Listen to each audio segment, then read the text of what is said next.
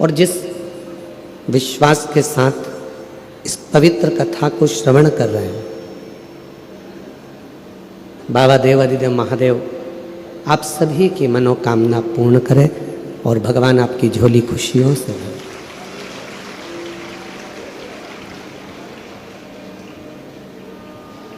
पहले कथा में कहा था, आज फिर कहते हैं, अपने आप पर, अपने पिता पर और अपने परमात्मा पर पूर्ण भरोसा होना चाहिए, पूर्ण विश्वास होना चाहिए। व्यक्ति टूटता कहाँ से है? जब अपने आप पर उसको भरोसा नहीं रहता, विश्वास नहीं रहता। उसको लगता है कि मैं कुछ कर ही नहीं सकता। ऐसा दुनिया में कोई सिंहासन नहीं है जिस सिंहासन पर आप नहीं बैठ सकते।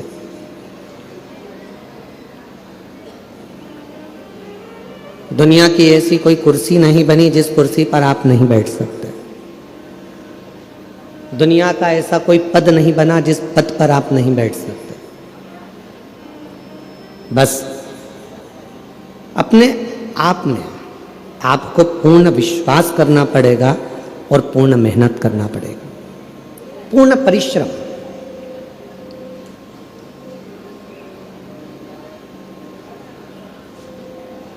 आज ऊंचे ऊंचे सिंहासन पर अगर कोई बैठ जाता है, ऊंची पत्ती पर लोग बैठ जाते हैं, ऊंची कुर्सी पर लोग बैठ जाते हैं, तो उनसे पूछो कि उन्होंने जिंदगी में कितने धक्के खाए होंगे, कितनी मेहनत करी होगी, कितना परिश्रम करा होगा।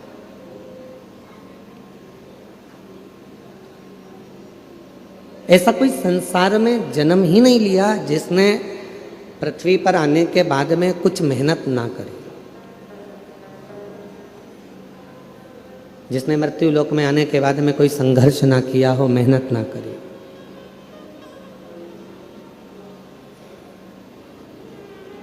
पृथ्वी पर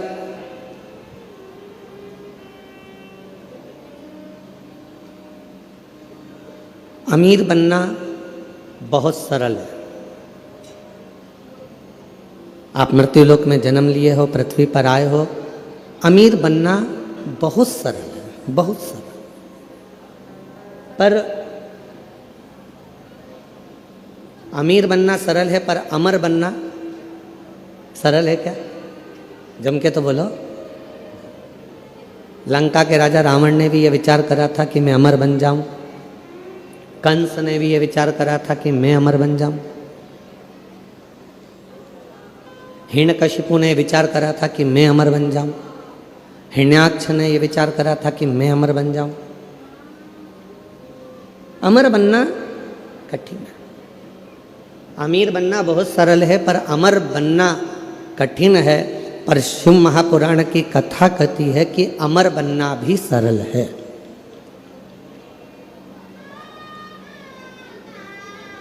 कैसे अमर हो सकते हो? जीवन मानव का मिला है, कोई अच्छा कर्म कर कर चले जाओ। मानव की देह मिली है, कोई ऐसा कर्म कर कर जाओ कि आप अमर हो जाओ। अमर।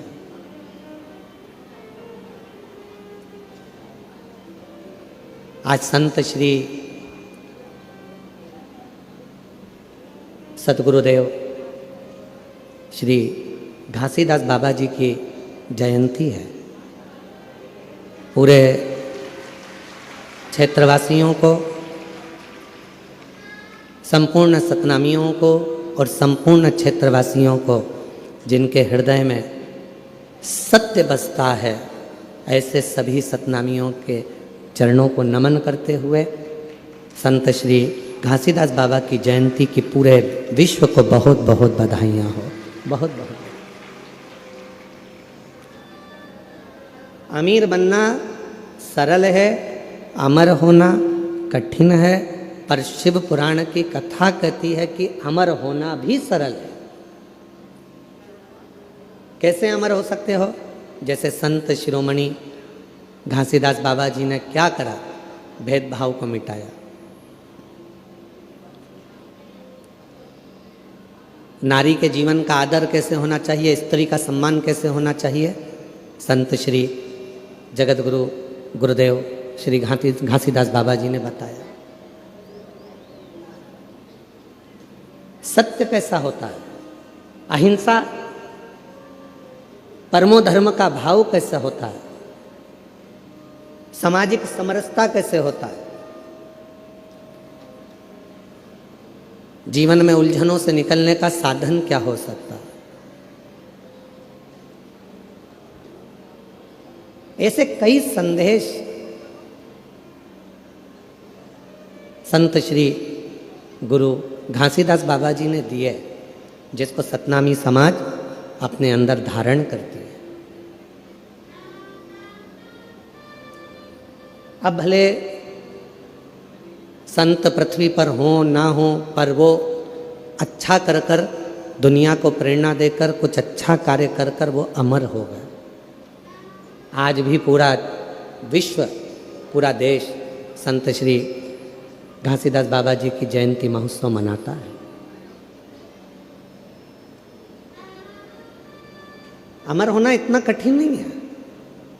जरूरी नहीं कि हमारा शरीर अमर हो, हमारा शरीर रहे तो हम अमर माने जाएंगे। शिव महापुराण की कथा कहती है, अगर अमर होना है तो उसके 4 तरीके बताए गए। उन 4 तरीकों में से कोई एक तरीका आपकी जिंदगी में उतार लो, आप अमर हो गए। कौन कौन अमर होना चाहता है? जम के तो बोलो। सब होना चाहते हो ना अमर? हम भी अमर होना चाहते हैं, ठीक है। 4 तरीके में से कोई सा भी एक तरीका अपनाना है जिससे आप और हम अमर हो जाए। पहला तरीका अपनाने के लिए तैयार हो जाओ। अपनी जिंदगी में एक वृक्ष, एक पेड़ जरूर लगाओ। आप चले भी जाओगे तो वह पेड़ अमर रहे। अमर होने के 4 तरीके बताए हैं। पहले नंबर का है वृक्षारोपण। अपने नज़दीक में, अपने करीब में कोई अच्छी जगह पर एक वृक्ष लगाओ, उस वृक्ष की परवरिश करो और उस परवरिश को कर कर उस वृक्ष को लगाकर बड़ा करो। हम रहें चाहे ना रहें, वो पेड़ जब तक पृथ्वी पर रहेगा दूसरे को छाया देता रहेगा। लोग तुम्हें याद करते रहेंगे कि हमारे काका जी ने ये पेड़ लगाया था। ये अमर होने का तरीका है।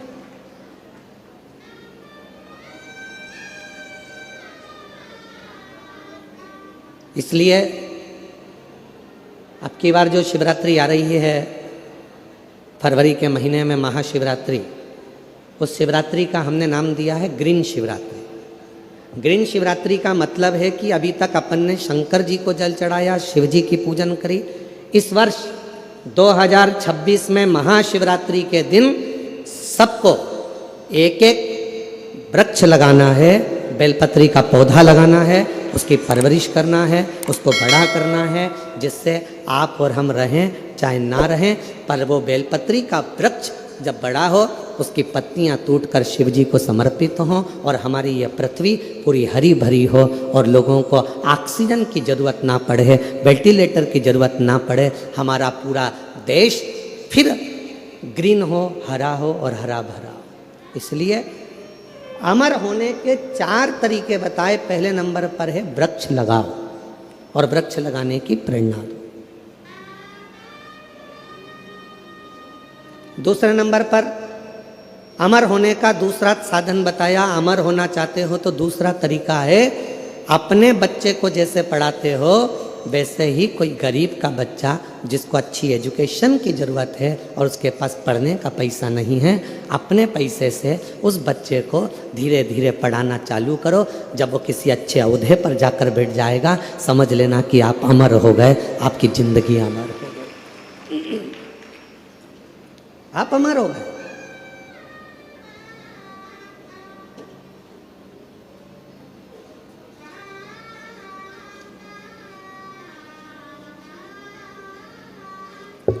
तुम्हारे मरने के बाद चौराहे पर तुम्हारा पुतला लगे चाहे ना लगे, तुम्हारे मरने के बाद घर के लोग तुम्हारा पुतला तुम्हारी जमीन पे लगाएं ना लगाएं, तुम्हारे मरने के बाद तुम्हारे घर के लोग तुम्हारा फोटो लगाएं चाहे ना लगाएं, पर अपने जीते जी ऐसा कर्म कर कर जाना कि मरने के बाद भी लोगों के दिल में तुम्हारी जगह बनी रहे, तो अमर।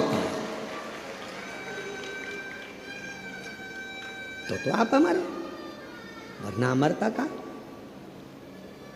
तीसरे नंबर पर बताया कि हृदय की मिठास, प्रेम लुटाते चलो, प्रेम देते चलो, अमर। वो एक गीत की लाइन है ना, वो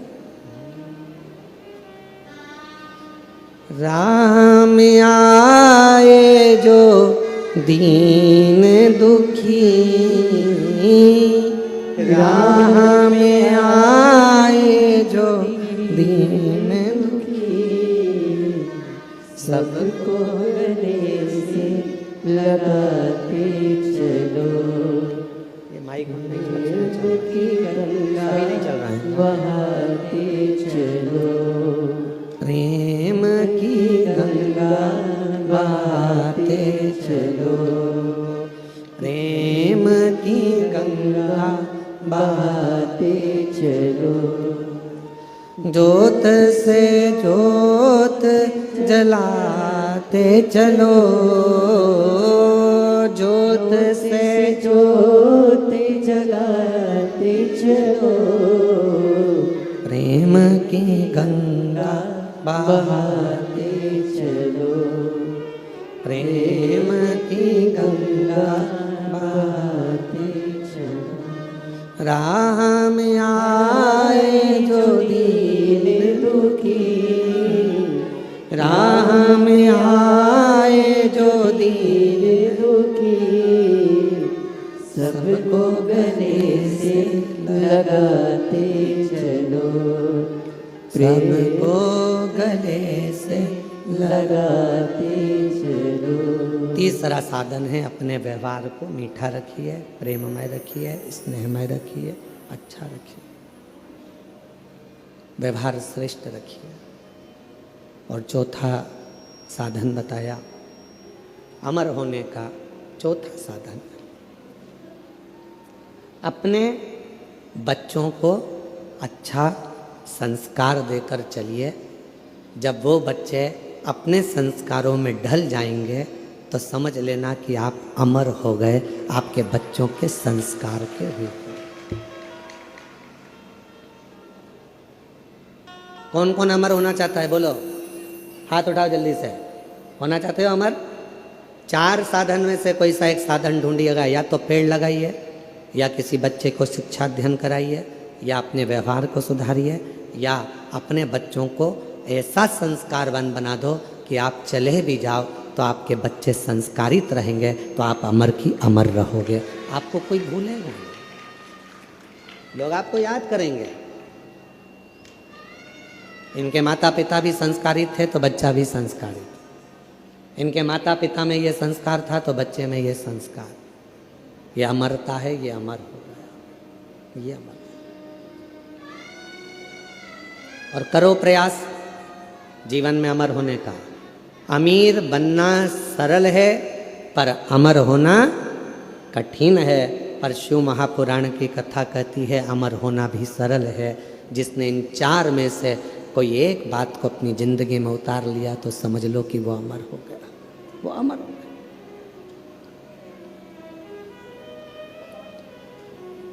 अच्छा करते चलो।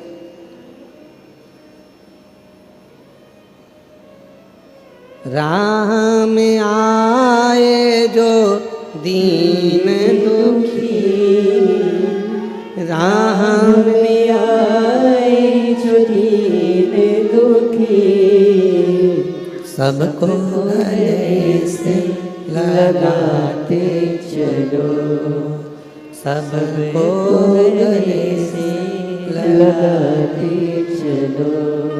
सबको स्नेह दीजिए, सबको प्रेम दीजिए, सबको करुणा कीजिए, सब पर वात्सल्यता रखिए। जब सब पर प्रेम होगा, सब पर वात्सल्यता होगी, करुणता होगी, तो आप अमर होते चले जाओगे। मेरे देवाधिदेव महादेव ने माँ पार्वती जी को कौन सी कथा सुनाई थी? जम के बोलो, अमर कथा। कहाँ सुनाई थी? अमरनाथ की गुफा।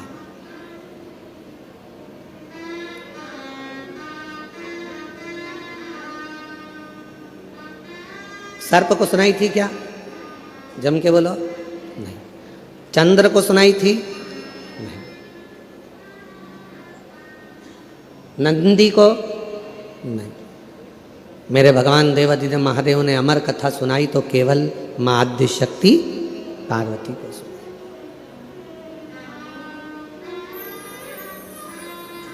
क्यों सुनाई?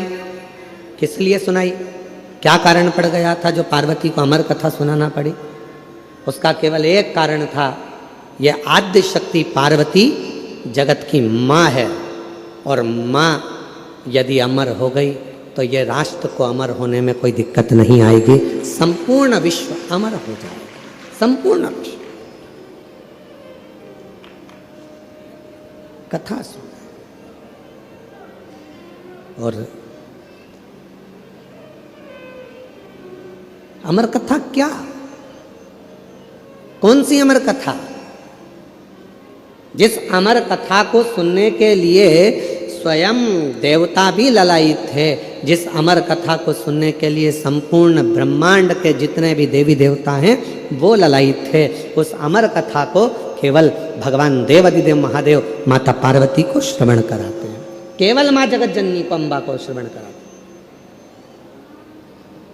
किस लिए? क्योंकि शिव चाहते हैं कि पार्वती इस कथा को सुन ले, और अगर जगत की माँ एक नारी, एक स्त्री जब इस कथा को सुनती है तो वो अकेली उस कथा को अपनी जिंदगी में धारण नहीं करती, वो प्रसाद के रूप में उस कथा को जनमानस में पहुंचा देती है, पहुंचा देती। हमसे लोग कहते हैं क्यों गुरुजी आपकी कथा में पुरुष लोग कम आते हैं, माताएं ज़्यादा आती हैं, जीजियाँ ज़्यादा आती हैं, स्त्रियाँ ज़्यादा आती हैं, उसका कारण क्या है? हमने कहा कथा की जरूरत भी पुरुष से ज़्यादा स्त्री को है। क्यों? उसको राष्ट्र का निर्माण करना है, उसको अपने बच्चों को संस्कारित करना है, उसको अपने बच्चों को पढ़ाना है, लिखाना है, विद्वान बनाना है, उसको अपने बच्चों को ज्ञान उपदेश देना है। तो कथा की जरूरत स्त्री को ज़्यादा। फिर किसी ने कहा आप स्त्रियों की इतनी तारीफ करते हो, आप महिलाओं की इतनी तारीफ करते हो, तो स्त्रियां रोती क्यों हैं? जरा जरा सी बात आती है और वो रोने बैठ जाती हैं, रोती क्यों है? हमने कहा उनको रो लेने दो, वो अच्छा है। अगर रोएगी नहीं तो रुद्र हो जाएगी, इसलिए उसका रोना भी जरूरी है, उसका रोना जरूरी है। बेटे की गोद, बेटे को बीमार होता दिखेगी, आंख से आंसू बहेंगे। पति को रोगग्रस्त देखेगी, आंख से आंसू बहेंगे। बेटी के ऊपर कोई भी तकलीफ आएगी, आंख से आंसू बहेंगे। परिवार में अगर किसी ने कुछ कह दिया, आंख से आंसू बहेंगे। किसी ने कुछ कहा, आंख से आंसू बहेंगे। पति ने कुछ कह दिया, आंख से आंसू बहेंगे। क्यों रोती है स्त्री?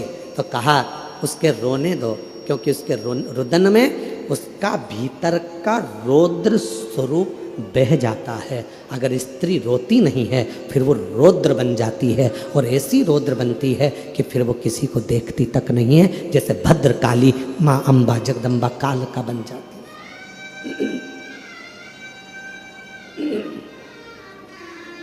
फिर वो भद्रकाली बन गई, वो काल का बन गई।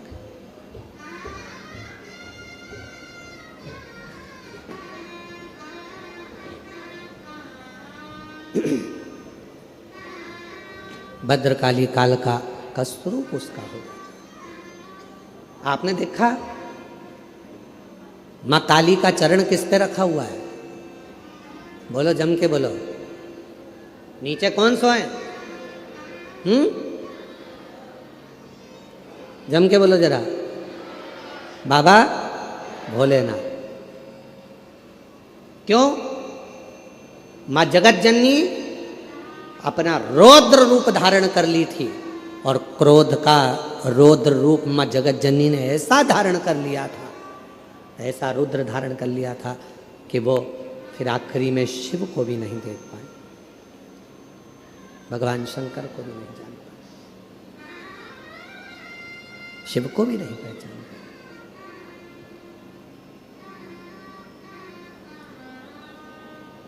तो अमर कथा पार्वती जी को, अमर कथा केवल जगत जननी जगदम्बा अम्बा पार्वती को सुनाई दी।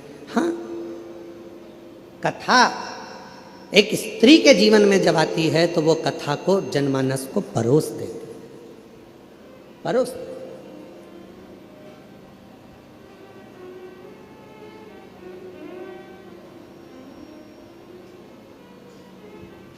दुनिया में केवल एक स्त्री ही ऐसी है, महिला, एक नारी ही ऐसी है, जब सब खा लेते हैं तब आखिरी में वो खाने बैठती है, भोजन करने बैठती है। जो मिल गया उसमें भी उसकी तृप्ति होती है, नहीं मिला उसमें भी उसकी तृप्ति होती है। दूसरे को खाता हुआ, प्रेम से भोजन करता हुआ देखकर वो संतुष्ट हो जाती है, वो संतुष्ट हो जाती है। एक नारी, एक स्त्री।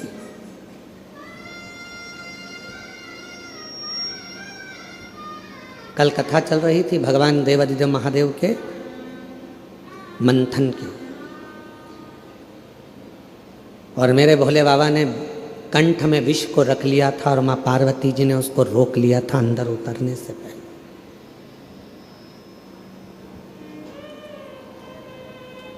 उतरने से पहले रोक लिया था। दुनिया के आधे से ज्यादा क्राइम घर में रहने वाली स्त्री रोक सकती है।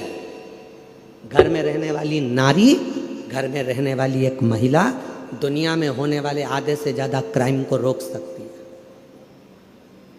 कैसे रोकेगी? अपने पति को अच्छा उपदेश देकर, उसको समझाकर, अपने बेटे को अच्छा संस्कार देकर, अपनी बेटी को अच्छा ज्ञान देकर, अपने ससुर को अच्छा ज्ञान देकर, अपने पिता को अच्छा उपदेश देकर, अपने भाई को अच्छा ज्ञान देकर, उपदेश देकर। दुनिया में किसी सरकार की इतनी सामर्थ्यता नहीं है जो क्राइम को रोक सके। क्राइम को केवल एक रोक सकती है, वो घर की केवल नारी होती है जो अच्छे संस्कारों से इन क्राइम को रोक सके। एक कथा बचपन में पढ़ने को मिली थी, शायद हमें उम्मीद है कि आपने छत्तीसगढ़ वासियों ने भी इस कथा को जरूर पढ़ा होगा। हमने पढ़ा है अपने बचपन में, तो तुमने भी पढ़ा होगा। कथा सुनने को मिली थी, पढ़ने को मिली थी। एक छोटा सा बच्चा स्कूल में जाता है पढ़ने के लिए, उसको एक पेंसिल मिल जाती है। वो अपनी मम्मी को आकर बताता है, माँ मुझे ये पेन मिला है। माँ ने कुछ नहीं कहा। बच्चा दूसरे दिन स्कूल गया, कंपास चुरा कर ले आया।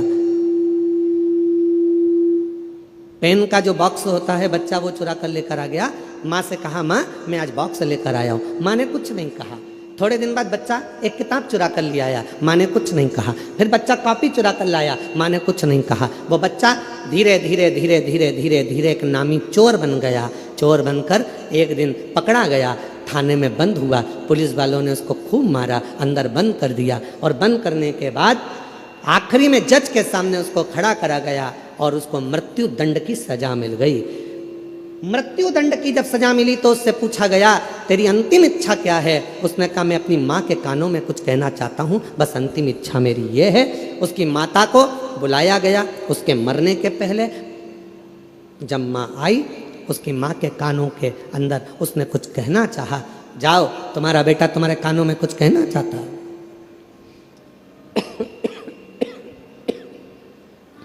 माँ ने कान आगे करा। बच्चे ने गला पकड़ रहा है माइक भाई। बच्चे ने माँ के कानों को पकड़ा दांतों से। इतना तेज उस लड़के ने अपनी माँ के कानों को काटा कि उसमें से रक्त निकलने लगा। पुलिस वालों ने उसको छुड़ाया। बा मुश्किल से वो कान दांतों से छूटा। आखिरी में पुलिस वालों ने पूछा कि ये तेरी माँ है और तूने इसको दांतों से काट दिया? तो कहा, आज सूली पर चढ़ाने वाली भी ये मेरी माँ है। जिस दिन मैं पहली बार चोरी कर कर आया था, मेरी माँ मेरे गाल पर थप्पड़ मार देती तो शायद आज मुझे फांसी की सजा नहीं मिलती। आज मुझे फांसी की सजा नहीं मिलती। दुनिया में कोई ऐसी सरकार नहीं है जो क्राइम को रोक सके। क्राइम को अगर रोक सकती है तो वो घर की नारी रोक सकती है। अपने भाई को समझाकर, पिता को समझाकर, बच्चों को समझाकर, अच्छे संस्कार देकर, प्रेम देकर, स्नेह देकर अपने बच्चों को गलत जगह से रोक कर वो क्राइम को रोक सकती है। केवल एक स्त्री, केवल एक नारी।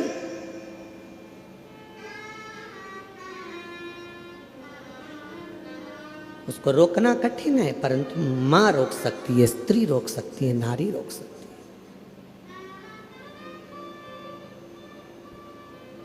कितना विचित्र प्रसंग है। विनायक का सिर किसने काटा था? जम के बोलो जरा। गणेश जी का सिर किसने काटा था?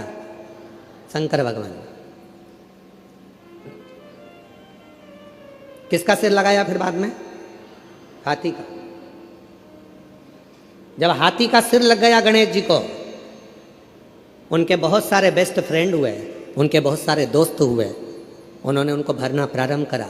तेरा पिताजी है, तेरा सिर काट कर तेरे को हाथी का सिर लगा दिया, इंसान का लगा देते, मनुष्य का लगा देते, कैसा तेरा स्वरूप बना दिया। लोगों ने भड़काया। गणेश जी गुस्से में लाल होकर अपनी माता के पास गए। माँ, मेरे पिताजी ने मेरा सिर काट दिया, मेरे पिताजी ने मेरे साथ ऐसा किया, हाथी का मुख लगा दिया।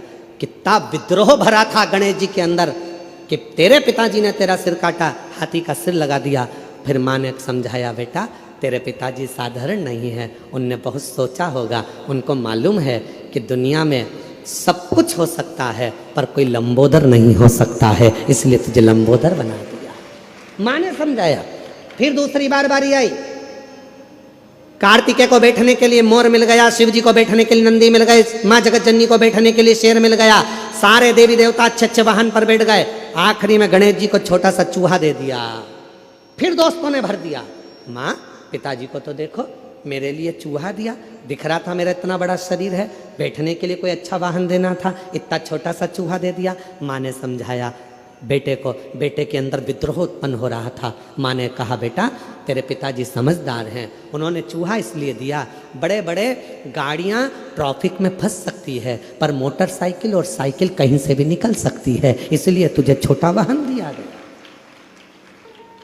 छोटा वाहन दिया गया। गणेश जी खुश हो गए। माँ ने समझा दिया, नहीं तो विद्रोह तो कब का चालू हो जाता। फिर आया बारी। अब की बारी आई कि पृथ्वी की परिक्रमा कर कराना है। माँ, सब ने कहा तेरे पिताजी को मालूम था कि तेरे पास चलने के लिए कुछ नहीं, इतना छोटा सा चूहा कितने दिन में पृथ्वी की परिक्रमा करेगा। पिताजी को मालूम था कार्तिकेय जीतेगा, उसको प्रथम गिनती में ला दूंगा। पर गणेश जी, तेरे पिताजी ने तेरे साथ चाल चल। गणेश जी को विद्रोह आया। माँ के पास गया। माँ देखो, पिताजी ने ये कोई बात बोलना चाहिए कि पृथ्वी की परिक्रमा जो करेगा पहले वो प्रथम गिनती में आएगा। अब तो मेरे पास तो इतना छोटा सा चूहा धीरे धीरे चलेगा, कब तक पृथ्वी की परिक्रमा करेगा। माँ ने समझाया, बेटा तेरे पिताजी हैं, वो जानते हैं कि तू इतने बड़े चूहे पर बैठकर पूरी पृथ्वी की परिक्रमा नहीं कर सकता, इसलिए तेरे पिताजी ने मेरे कानों में कह दिया था कि एक काम कर, गणेश जी को बोल देना पूरी पृथ्वी की परिक्रमा ना करे तो माता पिता की परिक्रमा कर लेना, फल प्राप्त हो जाए। जब जब व्यक्ति के दिल में विद्रोह उत्पन्न होता है, जब जब व्यक्ति गलत सोचता है, गलत विचार लाता है, अगर घर की स्त्री, घर की नारी, घर की महिला, घर की माँ, घर की बेटी, घर की बहन, घर की भाभी, घर की बुआ, घर की चाची, घर की काकी, घर की मामी, घर की स्त्री जब उसको समझाती है तो कोई पुरुष कोई गलत काम करने के लिए जा नहीं सकता। विद्रोह कब उत्पन्न होता है? जब घर की नारी उसको भर दे। देख लो, तुम्हारे भाई को देख लो, तुम्हारे मामा को देख लो, जब अंदर इतनी ईर्ष्या भर दी जाती है कि पुरुष फिर क्राइम करने को आगे बढ़ जाता है और तलवार लेकर, चक्कू लेकर दौड़ पड़ता है। 10 मिनट का क्रोध, उस व्यक्ति ने चक्कू मारा, 10 मिनट का क्रोध आया और मालूम पड़ा वो 10 मिनट का क्रोध उसकी 10 साल की जिंदगी को बर्बाद कर दिया। 10 साल की जिंदगी। किसी की सामर्थ्यता नहीं जो क्राइम को रोक दे। क्राइम को केवल एक घर की माँ, घर की स्त्री, घर की नारी रोक सकती। अच्छे संस्कारों से, अच्छे विचारों से, अच्छी सोच से, अच्छे भाव से।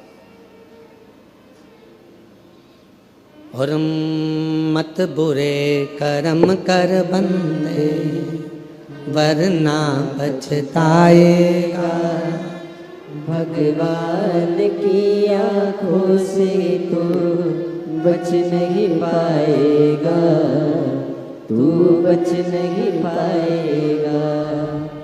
हरि ओ अज्ञानी मत करना नारानी, अरे ओ अज्ञानी मत करना नारानी। तेरे कर्म का फल भी तू ही पाएगा।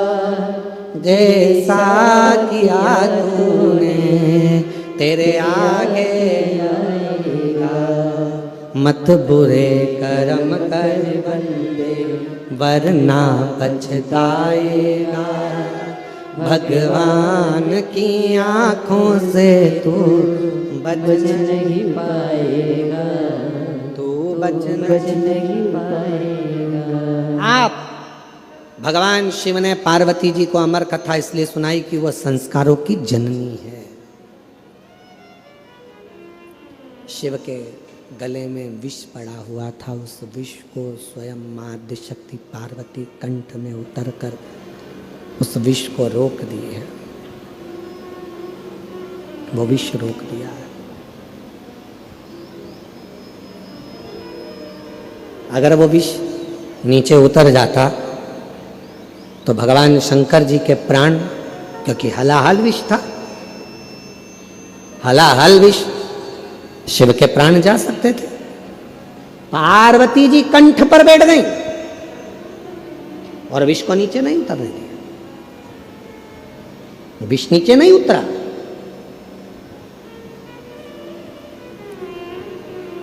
अपने को खुद समझना है, अपने को खुद साधना है।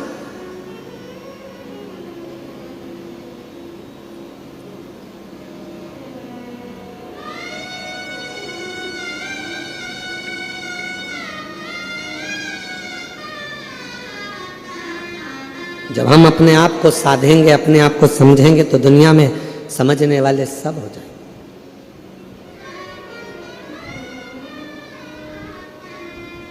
कई माताओं की आदत रहती है, वो अपने बच्चे को हमेशा डांटती रहती है, तेरे बस का कुछ नहीं है, कुछ नहीं कर सकता तू,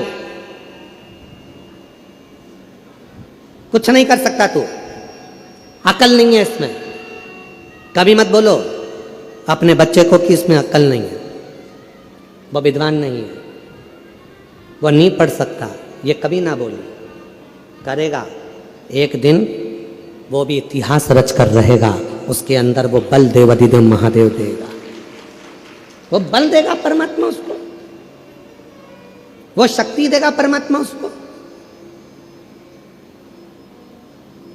कैसे नहीं हो सकता? एक पत्र अच्छा है,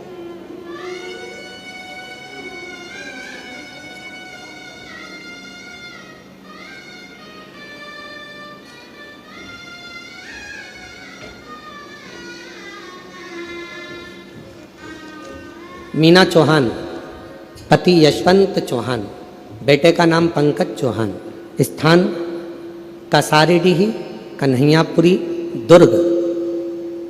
कहीं बैठे हो तो हाथ आपकी हैं दीदी, हाथ हिला दो, आ जाइए, बेलपत्र लेकर जाइए, आइए। मैं पशुपतिनाथ व्रत का और एक लोटे जल का क्या वर्णन करूं गुरुदेव।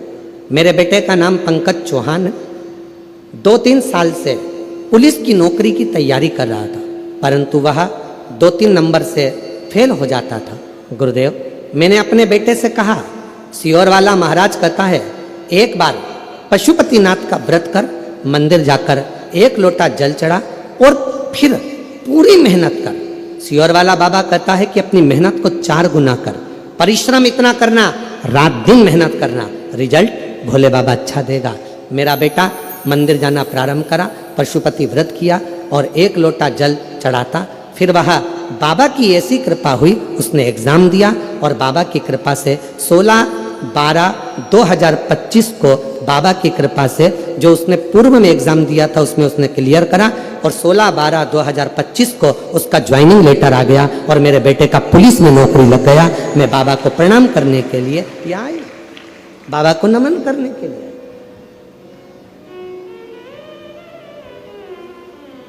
अब क्यों कहो अपने बच्चों से कि तेरे बस का कुछ नहीं है?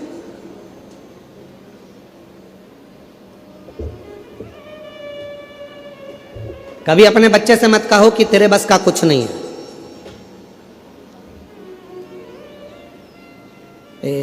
उस बच्चे का स्मरण में हमको नहीं आ रहा जिसने बल्ब की खोज करी थी, लाइट जो होती है ना, बल्ब, इसकी खोज करी थी। तो उसके स्कूल से उस बच्चे के लिए लिखकर एक लेटर दे दिया गया था और कह दिया था तुम्हारा ये बच्चा बहुत ज़्यादा विद्वान नहीं है, अक्ल नहीं है, मूर्ख है, इस बच्चे को तुम अब कभी स्कूल मत भेजना, इसको निकाल दिया गया। माँ को लाकर लेटर दिया तो माँ ने पढ़ा, बच्चे ने पूछा माँ इसमें क्या लिखा है, माँ ने कुछ नहीं बताया, कहा तुम्हारा बेटा पढ़ने में बड़ा होशियार है, हमारा स्कूल इस बच्चे के लायक नहीं है, बच्चे के लायक हमारा स्कूल नहीं है। बच्चे ने कहा माँ फिर मैं कहाँ पढ़ूंगा? माँ ने कहा तू मेरे पास पढ़ना, घर में पढ़ना। माँ ने अपने बच्चे को इतना पढ़ाया, इतना विद्वान बनाया कि वो बच्चा खुद एक अच्छा साइंटिस्ट बनकर बल्ब की खोज कर लेता है और पूरे विश्व को प्रकाशमय कर देता है। जब माँ मर गई, माता के प्राण चले गए, उसने अलमारी खोली, माता की अलमारी में से डब्बा निकला, डब्बे में से वो लेटर निकला जो उसको स्कूल में दिया गया था। उस लेटर को जब उस बच्चे ने पढ़ा तो उसमें लिखा था कि आपका बच्चा विद्वान नहीं है, उसमें गुण नहीं है पढ़ने के, वो बहुत कमज़ोर है, हमारा स्कूल इसको नहीं पढ़ा सकता, इसको घर ले जाओ, हमारे स्कूल से इस बच्चे की हम टीसी निकाल रहे हैं, इस बच्चे को दे। पर माँ ने उसको विद्वान बना, माँ ने उसको विद्वान। अब ये माँ है ना, इनने भी अपने बेटे से कहा ना कि वो सियोर वाला बाबा कहता है मेहनत को 4 गुना करो, पढ़ाई रात दिन करो, 2-4 नंबर से अगर रुक रहे हो फिर मेहनत करो। और इतनी मेहनत करवाई अपने बेटे से कि आज बेटे का पुलिस में सिलेक्शन हो गया। एक बार जोरदार ताली बधाई, एक बार जोरदार ताली बजाओ, खूब खूब बधाई आपको। एक माँ, एक घर की स्त्री, एक घर की नारी कभी ना कहे अपने बच्चों से कि इसमें विद्वत्ता नहीं, इसमें ज्ञान नहीं, ये कुछ नहीं कर सकता, करेगा।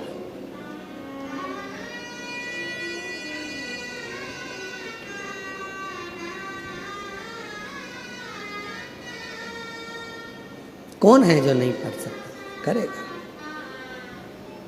अमीर बनना सरल है, अमर होना जम के बोलो कठिन है। पर जिसने 4 बातों को स्मरण कर लिया वो भी अमर हो गया। अमर होने के लिए कुछ नहीं कर सकते तो एक काम तो जरूर करना। क्या करना है अपने को? एक पेड़ लगाना, वृक्षारोपण करना, भारत की भूमि को फिर ग्रीन करना, हरा भरा करना, फिर करना, अमर होना। पार्वती जी कंठ में पहुंच गई और मां आद्य शक्ति पार्वती जी ने कंठ में जाकर विष को रोक दिया। विष को रोका, विष रुका है। अगर मां नहीं पहुंचती तो विष नीचे उतर जाता। मां ने उसको कंठ पर रोक दिया, कंठ पर।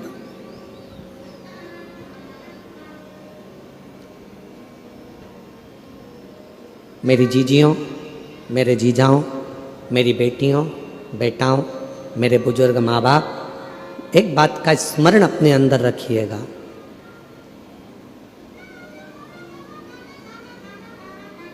क्लेश को, अशांति को, अपशब्द को, बेकार विचारों को, बेकार सोच को आप घर के बाहर रखिए, घर के भीतर नहीं।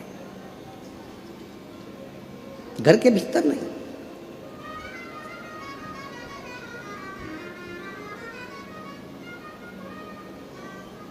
हम हमारे घर को घर बना रहने दें।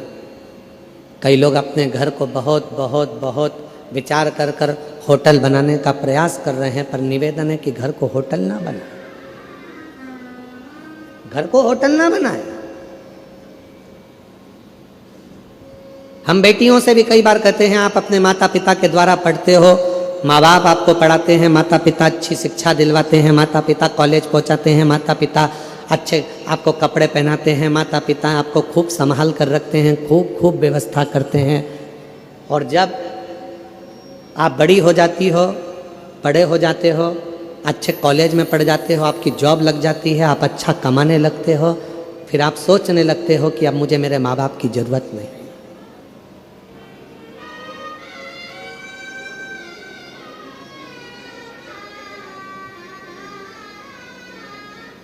हमने एक बात पहले भी कही थी, आज फिर कहते हैं, ये जितनी अदालत में शादियां हो रही हैं, हम उसका विरोध कभी नहीं करते, हम नहीं करते।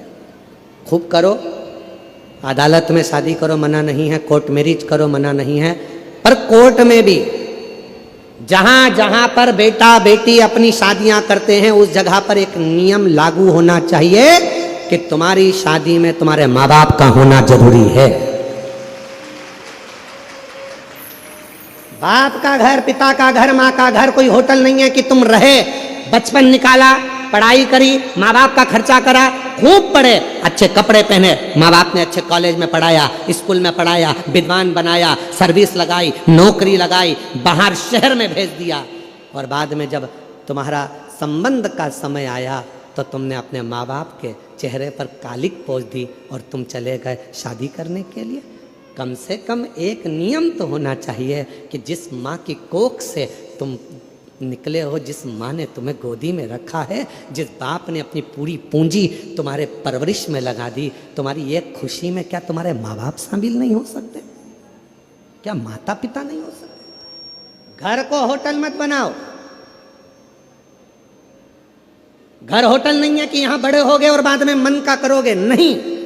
प्रत्येक बेटी को नियम लेना चाहिए, चाहे किसी भी कॉलेज में पढ़े हो, किसी भी स्कूल में पढ़े हो, कितनी भी उच्च पद पर बैठकर तुम नौकरी कर रहे हो, पर कितने भी तुम्हारे फ्रेंड बन जाएं, कितने भी दोस्त बन जाएं, किसी की बॉडी देखकर, किसी की गाड़ी देखकर और किसी विधर्मी के चक्कर में ना आकर निर्णय देना कि शादी तो मैं अपने माँ बाप के कहने पर करूंगी, चाहे कुछ भी कर लो।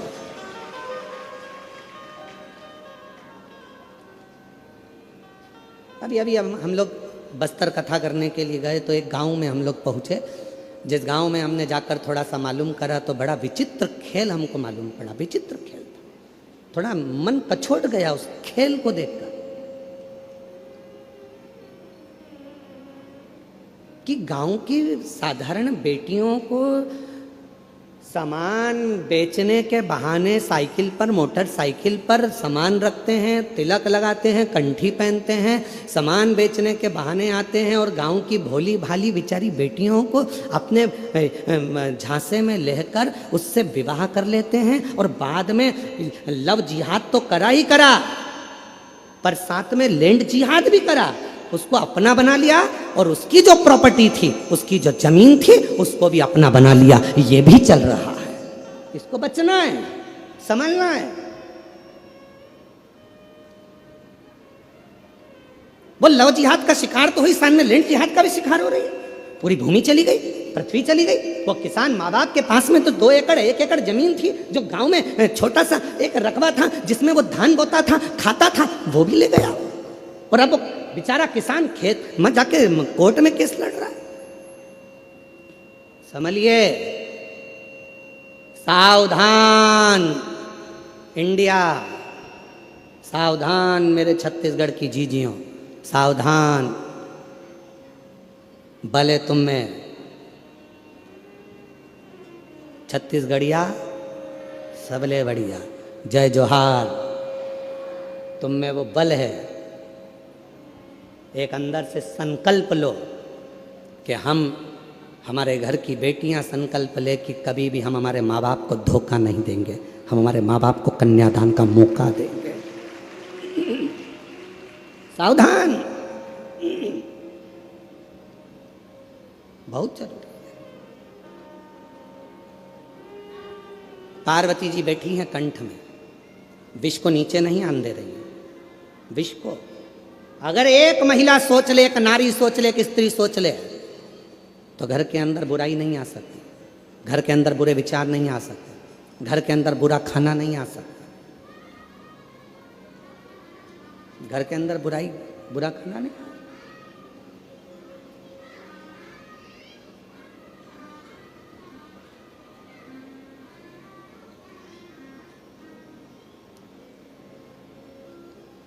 बुराइयां किसके घर में प्रवेश करती हैं? जहां बुरे विचार इकट्ठे होना चालू हो जाते हैं। बुरे विचार। कितने लोग बैठे हैं यहां पर जो रोज नहाते हैं?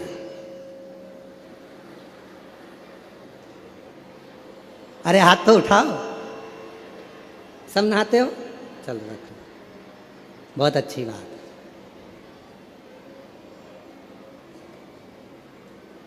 कितने लोग बैठे हैं यहां पर जो रोज साबुन लगा के नहाते हैं? सभी साबुन लगा के नहाते हो? नहा लो, रख लो। काय के लिए नहाते हो? कोई ने तुमको नहाने का बोला? जम के बोलो नहीं। नहा क्यों रहे हो? शरीर पे गुरुजी मेल जम जाएगा। एक दिन नहीं नहाएंगे फिर मेल जमेगा, 2 दिन नहीं नहाएंगे फिर मेल जमेगा, 3 दिन नहीं नहाएंगे फिर मेल जमेगा। इतना मेल जम जाएगा तो जरा सा पानी डले ने यूं रगड़ो तो बत्ती बत्ती निकले, बत्ती बत्ती ऐसी। और इतना मेल जम जाए तो यहाँ रगड़ो नहीं तो ही बत्ती दिखे दादा, तो ही बत्ती। इसलिए नहाना बोलो बोलो जरूर। रोज का मेल रोज साफ होना चाहिए। उसी तरह याद रखना, अपने घर में अगर थोड़ा सा भी गंदगी आना चालू हो जाए, कोई मदिरा का पान करने लगे, कोई गलत भोजन करने लगे, गलत विचार लेकर आ रहा है, उसी दिन मेल को साफ कर दो, वरना वो मेल जम जाएगा। मेल जम जाए, वो मेल जमेगा। काय से आए हो आप लोग यहाँ पर कथा सुनने के लिए? पैदल, मोटरसाइकिल से, 4 व्हीलर गाड़ी से, बस से? बोलो तो जम के। मान लो बीच में मोटरसाइकिल खराब हो गई या उसका पेट्रोल डीजल खत्म हो गया तो क्या करोगे? उसमें नली का पानी डाल लोगे? अरे बोलो तो जम के। नहीं, अगर नली का पानी डाल लो तो मोटरसाइकिल चले कि नहीं चले? अरे बोलो तो नहीं चले। क्या करेगी वो? अटक जाए। चलेगी क्या मोटरसाइकिल? नहीं चले। कौन बोल रहा है?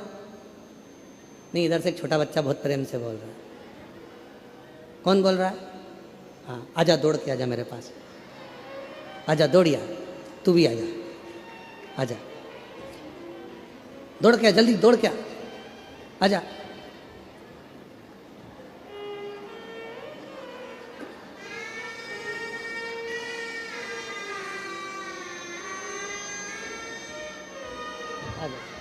बैठ जा, तू भी आ जा, इधर आ, इधर आ, बैठ जा इधर। अब तू कहाँ बैठेगा बेटा? इधर साइड बैठा दे, इधर इधर इधर।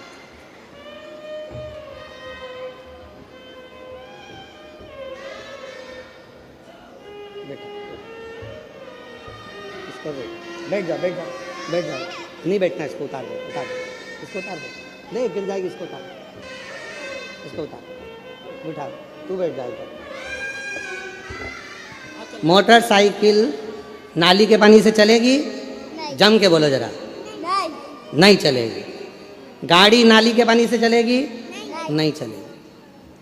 तो ये शरीर दारू से चलेगा? नहीं चलेगा। चलेगा? नहीं चलेगा।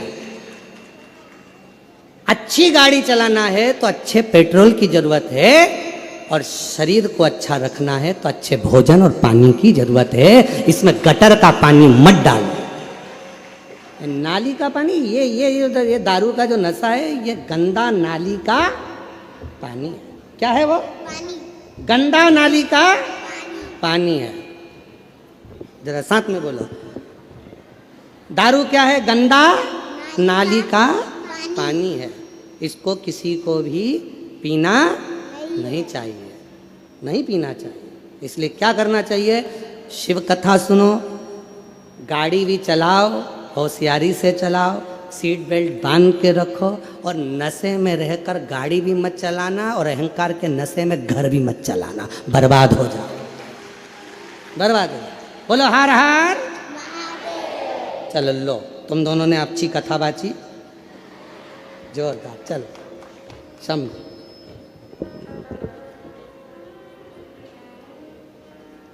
सीख लो, और नहीं हो तो चुल्लू भर पानी। इतने इतने से बच्चे सीख दे रहे हैं कि गंदी नाली का पानी मत पियो। जब नाली का पानी पीने के बाद तुम रोड पे सही नहीं चल सकते तो क्या घर खाक चलाओगे? समझ जाओ, थोड़ा सतर्क हो जाओ, सावधान सावधान।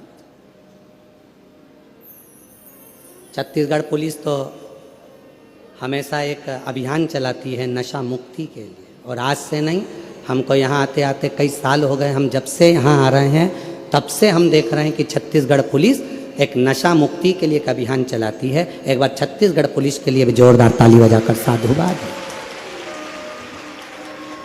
नशे से मुक्त हो। आज जरा जरा से नव युवक बेटा बेटी नशे में ग्रसित हो रहे हैं। फिल्मों का निर्माण ऐसा हो रहा है जिनमें बेटा बेटियों को भी नशे में धुत बताया जा रहा है, प्रेरणा दी जा रही है कि आप भी नशा करो, पर नशे से मुक्त हो। नशे से आपका परिवार ठीक नहीं चल सकता, श्रेष्ठ नहीं चल सकता। आज संत श्री गुरुदेव घासीदास बाबा जी की जयंती महोत्सव पर जितने बैठे हो और जितने विश्व के लोग इस पवित्र शिव महापुराण की कथा को सुन रहे हैं, संत श्री घासीदास बाबा जी ने अपनी प्रेरणा में कहा है, सतनामी समाज को प्रेरणा दी है, अपनी समाज को प्रेरणा दी और जनमानस को प्रेरणा दी है कि नशे से मुक्त होना। इसलिए आज सारा जगत इस कथा के माध्यम से अंदर संकल्प करे कि आज के बाद कभी भी हम जिंदगी में किसी गलत व्यसन को धारण नहीं करेंगे। आज से हम व्यसन का त्याग करते तो समझो कि संत श्री गुरुदेव घासीदास बाबा जी की जयंती हमने मनाई। गलत विचारों को छोड़िए, गलत सोच को छोड़िए। माँ जगत जननी पार्वती जी कंठ में बैठ गई, विष को नीचे नहीं उतरने दिया। विष नीचे ना आए।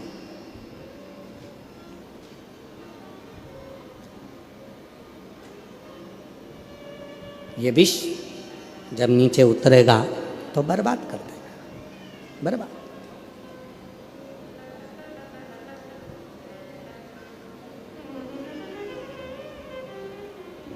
अपने भीतर शिव तत्व को उतारने का प्रयास करो, अपने भीतर।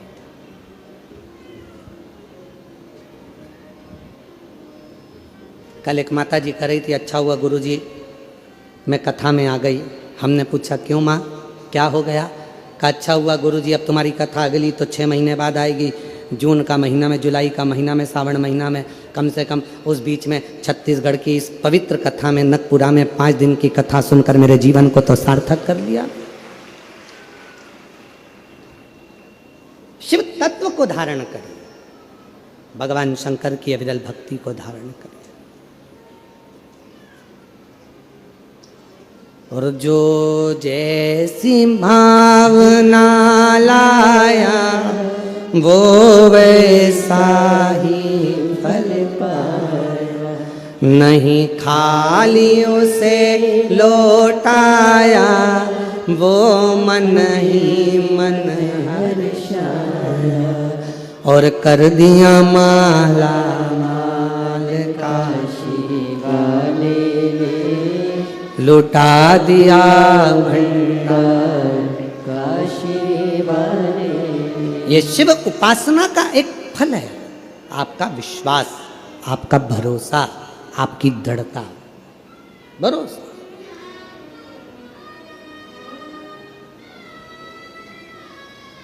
डेढ़ 150 एकड़ के इस ग्राउंड में ये कथा हो रही है। शायद छत्तीसगढ़ का ये सबसे बड़ा ग्राउंड होगा जिसके अंदर ये कथा हो रही है। 150 एकड़ का ये ग्राउंड, और पंडालों के बाहर इधर भी देख लो, उधर भी देख लो, उधर भी देख लो, जहाँ तक देखोगे वहाँ शिव भक्त ही शिव भक्त बैठे हैं। और मेरी जीजियाँ कितने भाव से, धूप भी हो रही है, अपना छाता, अपनी पानी की 2 बाटल, अपने बिछाने का आसन अपने साथ लेकर चलती है, बैठ जाती है, अपना टेंट खुद लगाती है, कथा सुनती है और भगवान का भजन करती है। कोई मत, अपनी सादगी से, अपनी सादगी।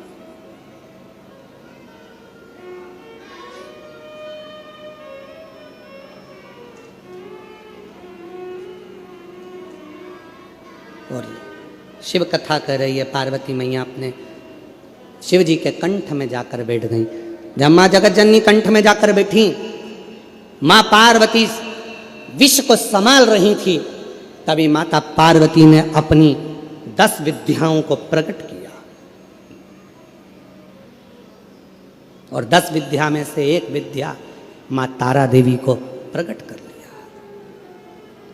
माँ तारा देवी ने देखा शिव तो करहा रहे थे, कंठ पर जब विष पड़ा हुआ था शंकर भगवान करहा रहे थे, और जब करहा रहे थे तो माँ तारा देवी ने उसी समय पर माँ सरस्वती का आवाहन किया और तारा देवी के ही एक अंश भाव से, माँ जगत जननी के अंश भाव से माँ सरस्वती जैसे ही प्रकट हुई, कंठ में बैठ गई, बैठकर स्वर की नाद करने लगी।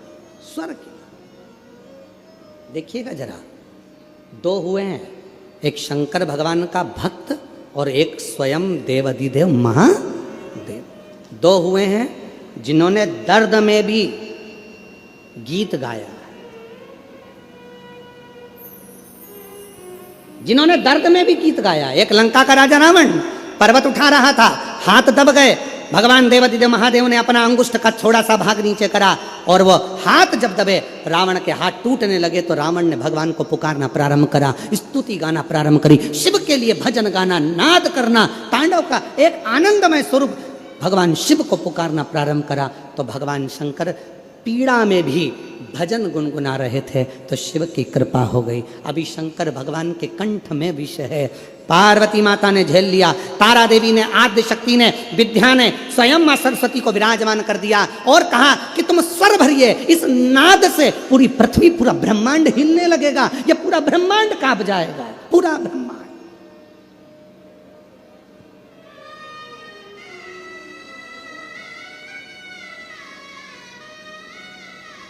और ये पूरा ब्रह्मांड हिलेगा, इसलिए शिव के नाद में भी आप स्वर दीजिए, स्वर। और सत्यता है मेरी जीजियों, अगर शिव महापुराण में लोग कहते हैं शिव पुराण में क्या है, शंकर की कथा में क्या है, शिव पंडाल में बैठकर कथा सुनने में क्या है, कथा बैठकर सुनने में क्या मिलेगा, क्या प्राप्त होगा, कैसे मिलेगा, क्या मिलेगा। कभी जीवन में अगर मौका मिले, एक बार किसी पंडाल में 5 दिन 7 दिन रहकर शिव महापुराण की कथा सुनकर देखिएगा, जिंदगी में जो कहीं नहीं मिला वो मेरा कुबेर भंडारी देकर जरूर जाएगा, देकर जाएगा। जब तो ये 150 एकड़ का इतना बड़ा प्रांगण, 150 एकड़ की ये भूमि और जिसमें इतना विशाल पंडाल और पंडाल के पार पार पब्लिक और भक्त क्यों आए? किसी के यहाँ कोई चावल देने के लिए, कोई निमंत्रण देने के लिए कोई नहीं गया। बोलो आपके यहाँ कोई आया था क्या निमंत्रण देने? जम के तो बोलो जरा। नहीं। कोई पत्रिका देने आया था? कोई प्रचार किया था तुम्हारे गांव में आके माइक से? कोई होर्डिंग लगाया था तुम्हारे गांव में आकर किसी ने? कुछ भी नहीं। ना किसी गांव में होर्डिंग लगा, ना पत्रिका गई, ना चावल गया, ना निमंत्रण गया, ना कुछ गया। जैसे शक्कर के डब्बे को चींटी ढूंढती है, उसी तरह शंकर का भक्त शंकर की कथा को ढूंढ कर पहुंच जाता है। उसको तो बस मालूम होना चाहिए कि मेरा शिव कहाँ है, कहाँ बैठा है, उसका भजन मुझे कहाँ करना है, कैसे प्राप्त करना है। एक लोटा जल, आवाज नहीं आई, एक लोटा जल, बोल बम का नारा है, श्री शिवाय नमस्ते। शिव को भजा, शंकर। और महाराज सरस्वती ने स्वर देना प्रारंभ करा, और जो सरस्वती ने स्वर दिया, कंठ में विराजमान होकर बैठी साधना तप कर रही।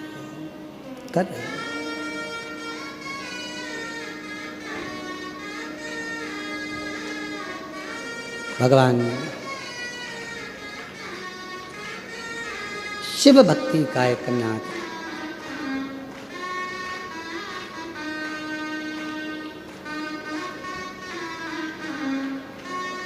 और जब भगवान देवाधिदेव महादेव को मां सरस्वती ने कंठ में बैठकर जब नाद किया, नाद, जो सरस्वती माता ने जो स्वर लगाए अंदर बैठकर, जो शिव कराह रहे थे, उसमें से भी स्वर निकल रहा था। उस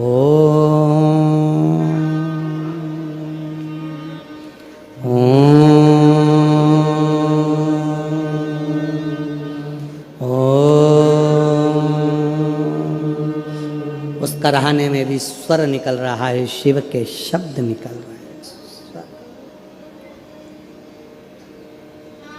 विश्व रुका, रुक गया, विश्व रुक गया। पार्वती जी की आंख से आंसू बह रहे थे। मेरे पति के शरीर में अगर ये विष चले जाता तो मेरे पति तो समाप्त हो जाते। पार्वती जी विचार कर रहे, ये पार्वती जी सोच। पर आज मेरे पति के कुछ नहीं हुआ क्योंकि मैंने विष को रोक दिया। मेरी जीजियों, आपसे भी निवेदन है, अपने घर में आने वाले विष को, अपने घर में आने वाले गलत भोजन को, गलत विचारों